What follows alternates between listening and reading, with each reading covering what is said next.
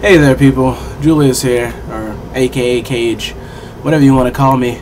As some of you may or may not know, DOMA was overruled this morning, which, for anybody who doesn't know what DOMA is, it is the Defense Against Marriage Act, which basically made it to where same-sex marriage wouldn't be recognized as true marriage on a federal level, regardless of if it was legal in your state or not.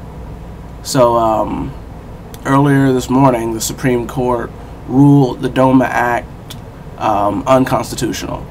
So basically what this means is if same-sex is legal in your state and you get married and live there, then your marriage is recognized by the federal government, which means you will be entitled to all of the same benefits of any other marriage.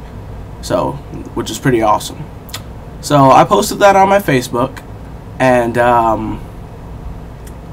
as the header to it, you know, as my comment, I said, "Suck it, homophobes."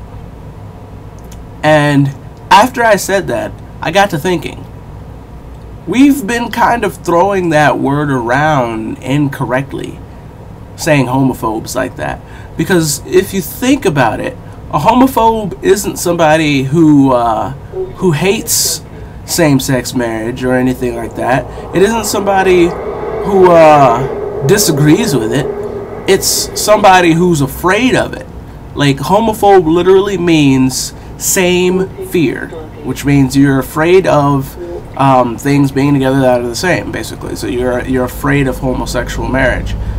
And if you think about it, that's not really something we should be bashing on somebody for. It's not something we should be making fun of, because like all phobias, like arachnophobia for instance, it's not something they have any control over. It's not their fault they're afraid. It's fear. It happens to everybody. Everybody's afraid of something. So it's not really something that we should be throwing around to represent people who are against same-sex marriage, because they're not really homophobes. They're not afraid of it. They just don't like it. So we should stop making fun of homophobes. It's not right to people out there who actually have homophobia, you know? So I was thinking, the reason we throw that word around is because there is no word to represent people who, you know, just are against it for stupid reasons. I mean, there's words for people who are against things like bigots or, you know, stuff like that, but there's no word for people who are against same-sex marriage and equality in general.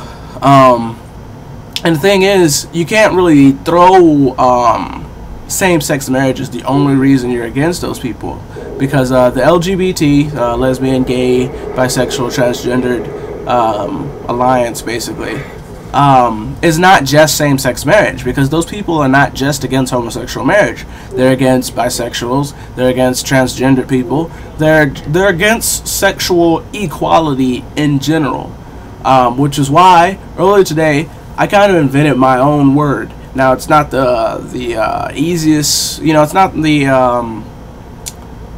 the official word in the matter, obviously, but it's something I invented.